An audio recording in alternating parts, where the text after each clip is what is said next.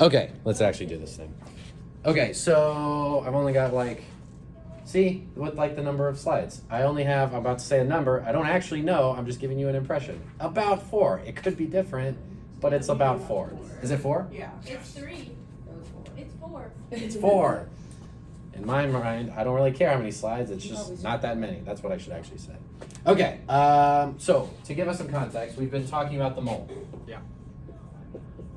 And what we've been talking about more specifically in the last couple days is how the mole relates to the mass of a sample. Yes. So if I said I have 2 moles of carbon, you can use the periodic table and tell me how much mass that is, right? 12.01 times 2, right? Or vice versa. If I have 50 grams of gold, you can tell me how many moles that is. Okay, so we can go back and forth. What information do I need to know about the compound in order to make that switch? The weight of The mass. The mass. Atomic the mass. It's not exactly the atomic mass, it's the mass of a mole of it. that mass. That mass, which That is called mass. the... Atomic mass. It's not, atomic mass is the mass of 1. If I have a mole, it's a molar mass. Yeah, exactly. Atomic mass equals molar mass. Right. But yeah, molar and atomic refers to different things. So I need the molar mass in order to go back and forth. Yes. Okay?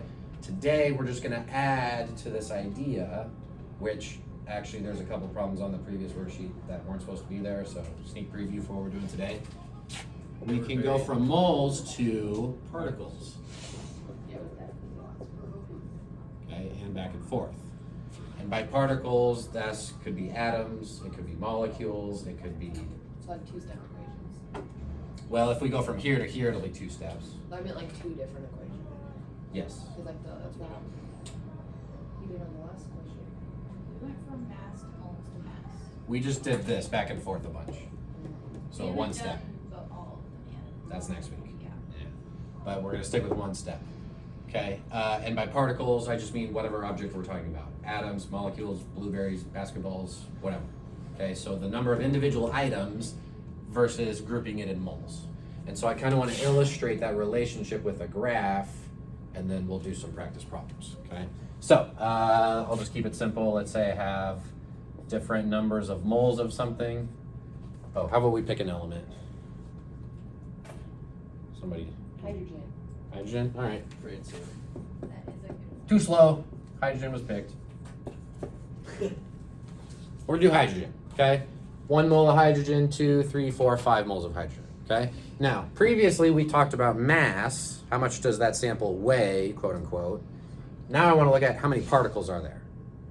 Okay, this should be pretty easy for you guys. 6.0. That's how much it weighs, but if I have 1 mole, how many particles are there? How many items? 6.022 times 10 to the 23rd power. Yeah, that's what I- 6.022 times 10 to the 23rd power. Lots of them, okay? We know that. What if I have 2 moles of hydrogen? Would you just multiply that by 0. You have twice as many particles. 4 times 10. Yeah. I mean, if you want to be lazy, 46 All of them. power. we'll do half lazy. Half lazy. All you have to do is take this number and multiply it by 2. Oh. What's 6 times 2? 12. 12.044, 4, 4. and then it's the same 46. times 10 to 23. Wait, what? Why is it still 10? Because the decimal's in the same spot. Well, it's like we didn't move where the decimal goes. Okay. If you take 6 times 2, you get 12. 6.022 times 2 is just 12.044, and then the place value is the same. We're just doing that, okay? If I have 3 moles, how many particles now? 4 point. I didn't double it. Oh. I just add another mole, right? Right. I add another mole. So I add another 6.022. Yeah, 18.066 times 10 to the 23. Then 20. If I add another mole, then I get 24.088 times 10 to the 23 particles. And then 30. And then if I have 5 moles, I go up to 30 I think it's 110 if I care about sig figs. Magnets. Well, couldn't you just put 1 since it's 6.022? Yes. Although, well, we got to 5 sig figs here, so it doesn't really matter. Do what you want. Okay, great. So we see our relationship here, okay? Let's graph it. Let's graph it and talk about it. So I got 1 mole, I got 2 moles, I got 3 moles, 4 moles, 5 moles. The y-axis will be fun. So let's just go by 5s. So here's 5 times 10 to the 23. We'll do 10 times 10 to the 23. Who's gonna say 5? 15 times 10 to the 23. 20. 30. And 35. I have a question. Yeah. Okay, so No. let's say I was lazy. Could I just write down like the numbers that I got for the particles? Okay, That's fine. like. Oh. the graph. Like put the. Yeah. Yes, yep. That's actually what we did in 4th hour. Okay. So yes, as long as your numbers are evenly spaced, just like these little lines are evenly spaced, it works. Okay. You So, yeah. put 20 to 30 and then. Oh, thank you. Wow, I am just like struggling today. I feel that. But my smart students are gonna help me. Hmm? Okay. Where I He was like, joke's on you. Okay, so where's my first dot go? Right above 5. I'm at 1 mole, and so it's a little above 500 sectillion. Okay, so then 2 moles is about 12 times 10 to the 23, and then 3 moles is about 18. So they're directly proportional. They are directly proportional. Brilliant. More specifically, they are directly proportional in a linear sort of way. Perfect line. that is pretty good. Well, My dots are out. There you go. Okay, so the idea here is we can see how this relationship works. Okay? Let's do the slope and then we'll do the other thing, okay? What's the slope of this line? 6.022. 10 to the 23. Yeah, rise over run. Okay, and let me actually do the slope twice. Okay, this might seem kind of trivial, but I'm gonna try to make a point of it. If I were to find the slope between points 1 and 2, the way I would calculate that, so slope is rise over run, so I would do 12.044 times 10 to the 23 minus 6.022 times 10 to the 23 over 2 minus 1. This, if I wanted to write it out, 6.022. right, which just equals this, 10 to the 23 over 1. Okay, great.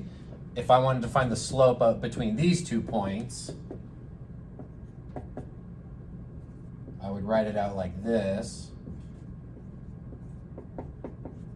23 minus 24.088 times 10 to the 23 over 5 minus 4. Do I get a different answer or the same answer? Or are you just figuring out the slope for? For this little section here. Oh. I have a vote for the same slope. Any other thoughts? Should be the same. Another vote for the Should same? be the same. It's a linear relationship, so it's the same slope, right? Right. Yeah? Yeah? Okay. Check it with everyone. 6.022 times 10 to the 23rd over 1. Okay, same slope. Okay, that's like super obvious because it's literally a line and the whole point of the line is the slope's the same. Okay, but I'm making a point about this. The idea here is that because the slope is the same, we can have any amount of moles or any number of particles and the ratio is the same even if I have different amounts. So for example, if I had like a random amount of moles, say like 3.6 moles, well 3.6 isn't like one of my points on my graph, it's kind of in between. But because the slope is consistent through this line, these ratios are all equivalent. So one of the reasons I'm showing you this graph is to prove to you why we can use proportions to solve these types of problems. Okay, so let me clear some space in here. So if I had 3.6 moles, I know that the ratio to however many particles that is, or atoms, I guess we're talking about hydrogen,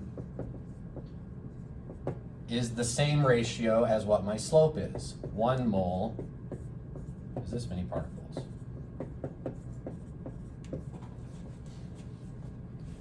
So we know that 3.6 doesn't equal 1, right? Those are obviously different numbers, but the ratio of 3.6 moles over the equivalent number of atoms is the same fraction as 1 mole over the equivalent number of atoms.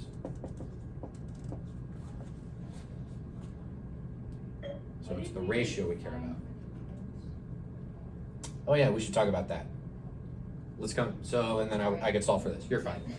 So, yeah, I should come back to this. What are the units? What the units were for like particles? Yes. What's the unit of my y-axis? Particles. Particles, atoms, whatever it is. Yeah, particles. Unit for the x-axis? Moles. Do particles and moles cancel? Are they the same thing? Yeah, Not really. Yeah, not really. kind Eh, I guess if you get philosophical about it, you could say they are. Particles per mole. Oh, that's so much right. Can we do a little part per mole?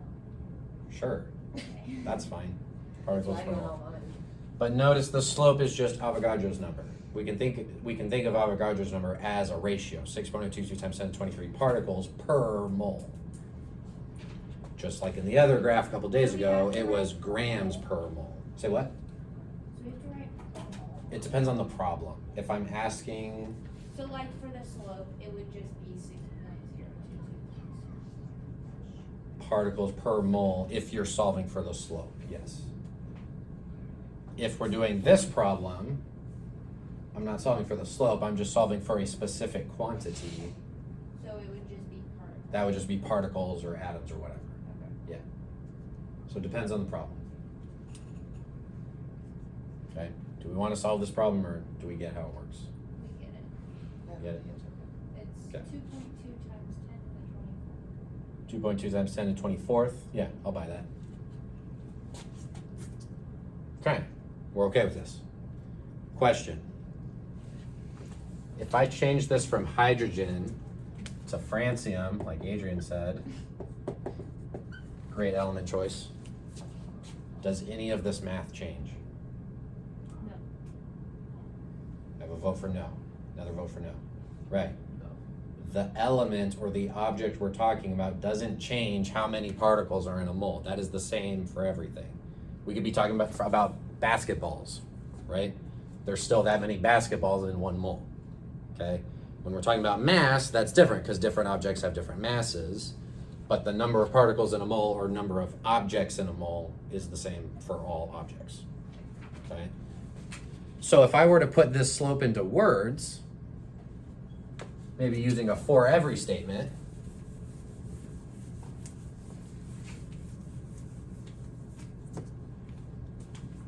how could I relate the number of particles to moles or moles to particles? We just take, for every 1 mole of helium, that's how you start, I'm pretty sure. Good. Would it just be there are, and then you would look on the, 4 points. yeah, 4.0, yeah. For every mole of helium, there are 4.003 grams or particles. Well, it says number of Grams. particles. There are Grams per 6.0 mole. grams. Wait, okay, yeah, so we're kind of copying off of what we did a couple days ago. Are there 4 particles in a mole? No. Oh, this is what you talked to me about in one thing. There's 4 grams. It weighs 4 grams for helium if I have a mole, but how many particles do I have? It's Avogadro. Yeah, okay, so we gotta really think about what units we're talking about here. There's this many particles, or atoms, I'll say atoms. Does particles work too? That's fine. An atom is a type of particle, so it's all good. And it Yeah, if I have water, it's the same thing. The type of object or the type of compound or whatever we're talking about doesn't change. Could I say this backwards? Could I say for every 6.022 times 10 to 23, I'll say molecules of water. Molecules of water. There is 1 mole of water. Is that still grammatically and mathematically accurate? Yeah, so it's kind of fun how you can flip the ratio mathematically, you can also flip the sentence. So it's kind of nice when the words match the We math. didn't need to do that last week, it's the same, It'd be the same thing. so. Bonus point, what's this called? Not really a bonus point, gaslighting, sorry. Sodium nitrate. Sodium nitrate, there you go, yeah, very nice. Extra bonus point, how do you say this with science I nomenclature? actually You have say it water, but what's the dihydrogen monoxide? dihydrogen monoxide? It was on the worksheet, yeah. Okay, so this is just putting the relationship, the mathematical relationship into words. Cool, awesome.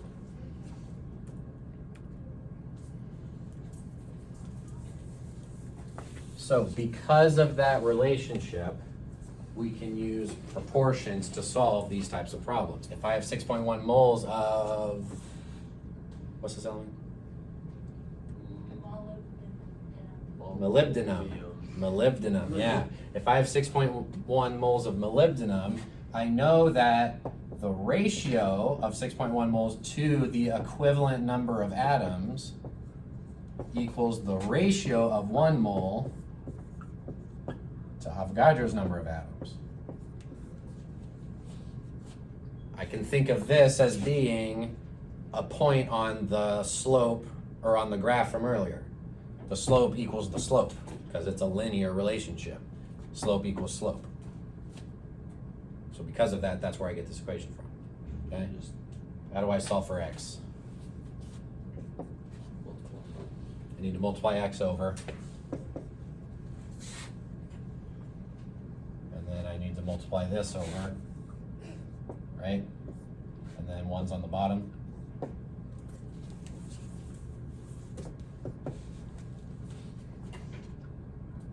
I'm being super sloppy with where I put this, but it doesn't matter. We would multiply, right? Yeah. 6.1 times Avogadro's number, which is 3.7 times 3.7 times 10 to the 24. Yeah. Atoms. What does that say? It's there. They're having a movie day over there. I know, it's just like, There's been a different movie every hour today. they should have been listening all the time. That's true. Similar idea here. Yeah? How many moles? Yeah, just like switch. So I know that the x number of moles over the equivalent number of atoms equals the ratio of 1 mole over Avogadro's number of atoms.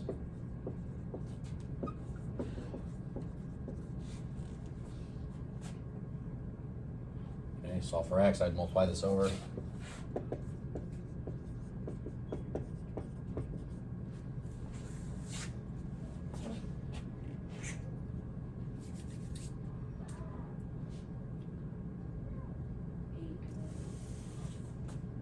Wait, is that the answer? No, that's the math you have to do to get the answer. Okay, yours, you wrote it for your side.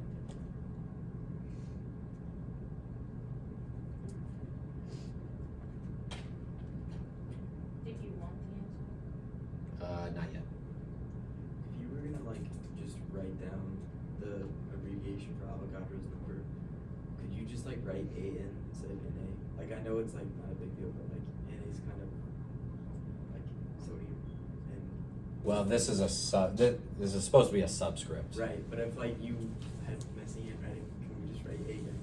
Like, I know it's, like, Yes, weird, it'll take me a second to be like, what? And then, oh, Avogadro's number, that's fine. okay. But I'll that's, just write it as a subscript, but like I don't really care. Or a little like Yeah, that would work. That could work. Just because I think picket fences will be useful next week when these get more complicated, you can also do this as a picket fence. So in a picket fence, so again, notice how in both of these situations, we're setting this equal to the ratio for Avogadro's number. Yep, there's that salty handwriting again. Okay, if I wanted to do a picket fence, I take what I'm given,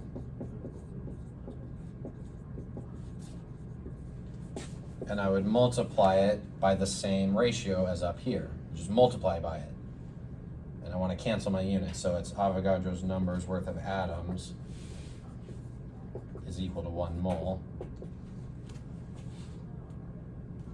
Notice how atoms is kind of a unit, it cancels. I'm left with moles. And then you can get your answer there. What's the answer? I don't know. It's 134.5. 134.5.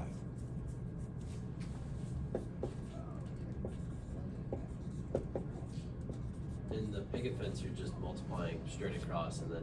And then divide by that. Okay, cool. Yeah. That's the Notice- way that I was trying to do it Yeah. yesterday. And make sure this is in parentheses. Otherwise you get the wrong answer. Notice how this is the same as this. Look what, it's just this backwards. Right? This times 1 over Avogadro's number. This times 1 over Avogadro's number. So a picket fence is just a rearranged proportion. Okay? But this will eventually be a faster way to do it, even though they're mathematically the same thing. You okay with that? I think so. Questions? Okay. Now, just as a good brain exercise, Holy cow, that's a lot of eggs. we can also think about this in terms of regrouping things. So yes, I can go from moles to individual particles or individual objects. We could also regroup the objects into a different grouping. So let's say I have 1.25 moles of eggs and I want to know how many dozen that is.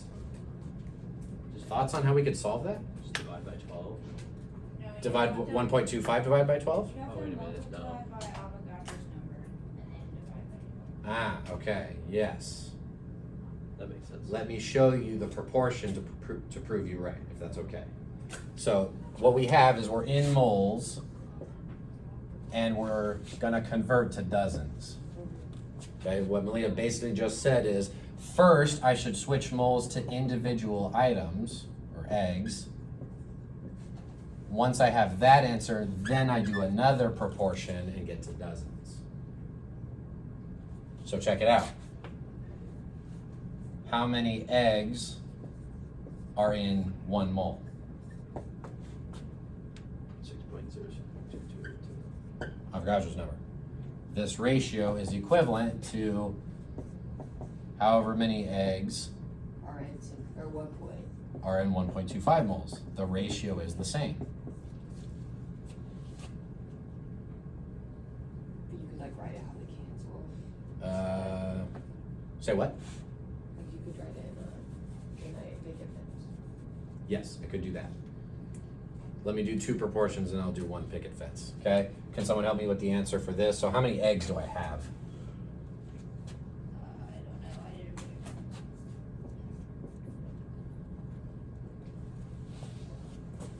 You did a picket fence because it's easier? Yeah, 'cause it's Yes. This is the first time in my teaching career I've gotten someone to do a picket fence just to prove that it's easier. Normally, I start with picket fences. I'm teaching this different than I normally do. Normally, I start with picket fences. I'm like, just trust me. And kids are like, I don't trust you. I hate picket fences. And then it never works. But Well, you I can just- put it all in. I agree, because you don't have to like treat it like an X, you don't have to like erase it, put it on the other side. It's Well- just multiply straight across, divide. that's what I've been, yeah, it's taken me 4 years to figure out how to communicate that. But here we are. Okay, I would take my number of eggs. first district took. Yes. Okay, so all that to say, no one knows how many eggs we have actually? 4.8. We have quite a few. 176 Quite a few. times 10 to the 23rd. Does that sound right? That does not sound right. It, sh- There, I'll just divide it should be like 7. It's Yeah. 7.5 times 10 to the 23. Yeah, that sounds right. So that's how many eggs I have. And then, sorry, I'm still stuck on doing it the slow way. Then I could put that in terms of dozen. I know there's 12 eggs in a dozen, 1 dozen. And so I know that this many eggs over the equivalent amount of dozen, which I don't know, would be the same ratio.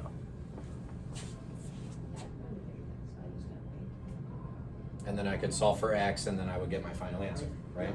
7.5 is right. What should it be then? Well, I think what they were doing was multiplying 1.25 by 6.022, and that gets. And then times 7.5 10 to the 23rd. Times 10 to the 23rd, but I don't think there was division by 12 at the end. Well, we're only We're not halfway doing- through it. we're We're not not doing the doing 12 it yet. yet. Okay. Yeah, yeah. Divide by 12 count is this step. No, Yeah, it's not. yeah. Yes, it is 7.5 for the intermediate Yeah. step. And then it How we becomes, divide it by 12 next. percent? I haven't. I'll let you do it. But since you were grounding it, that you were. Oh, no. Okay, so then I would solve for x and I would get my actual answer, which is like 5 point something. The actual answer is 6.27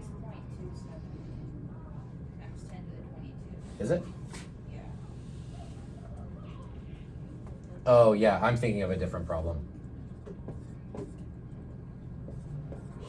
Dozen. So this could be like how many cartons I need, It's a dozen. which is a lot. Okay. So, that was kind of long because I forced us doing the two proportions. Okay, so you guys did a picket fence. Tell me how to do the picket fence. 1.25 mil on the first top, or the top, and then I did, next to it 6.022 times 10 to the 23rd over one, that's over 1 mil. And then, once you're over that, you should just do 1 dozen over 12 eggs, because 12 is a dozen, if eggs makes it cancel. Nice, so we're setting it up so that the units cancel, which is great. And then notice here, this ratio that we set this equal to is this ratio right here. And then this ratio here that we set that equal to is this ratio here. So the picket fence is nice because it puts both the proportions together and we can just do it in one calculation. And then we get the exact same answer. So for two-step problems, now the picket fence is more convenient. I just need to practice it more, cause I'm not all the way there yet. I said I need to practice it more, cause I'm not like all the way there yet. Either one is fine, so Can we do the whichever one you picket wanna fence do. on the next I one, think just? the picket fence is just better, it's just, like I said, I haven't done it Okay, too good. Yeah. Like, I still make a lot of mistakes, so. that's okay. Okay, last problem and we're done? How about we just do a picket fence? We okay with that? Yeah. Okay. And let me get a better marker, this one's dying. Right here. Okay, so I have 47 bakers, can't write English, bakers dozen of donuts. Oh, The first thing I should do is go to items, individual items. How many donuts are in one baker's dozen? 12. Not 12. I don't remember. 13. 13. Was one extra for the baker, that's why they call it that. 13 donuts and one baker's dozen. Notice my units are gonna cancel.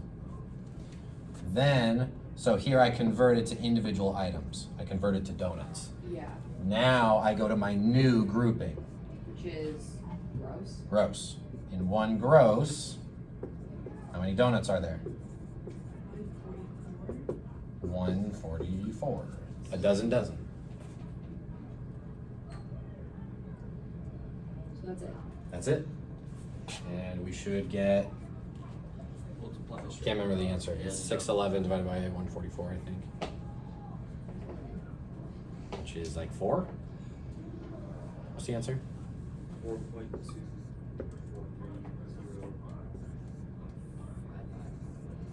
I got 1.2.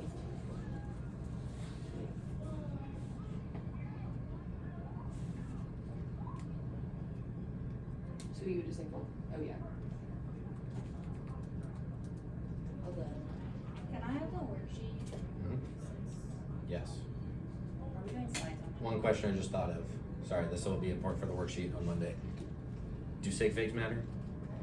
Yeah, unfortunately. As much as I hate to, Why do sig figs matter? because you're grading it. In the science world, Why do sig figs matter?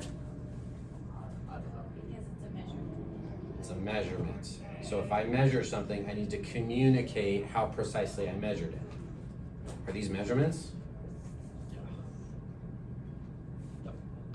If I have lots of donuts, did I measure or did I count? Counted. I counted. How many sig figs do you get for a number that you counted? Not one. I like this in trick question. It's not. It's a reminder of know something the we amount, talked. You know. If you know the exact amount, I know I have exactly 611 donuts. Then there's infinite sig figs. Infinite sig figs. For measurements, we care about sig figs. For counted numbers, you have infinite sig figs because it's not a measurement. If I have 611 donuts, which is what those two numbers tell me, I could have 611.0. Like it doesn't, I'm not really communicating anything different. There's no point in communicating. How precisely did you count? It's like, well, I counted them. That's just what I did. So for these, sig figs actually don't matter. But if you just do sig figs, then you'll never get it wrong. Then you'll still never get it wrong. So that's a good habit to be in. But I am going to be honest with you that for counted numbers, I'm not going to worry about sig figs.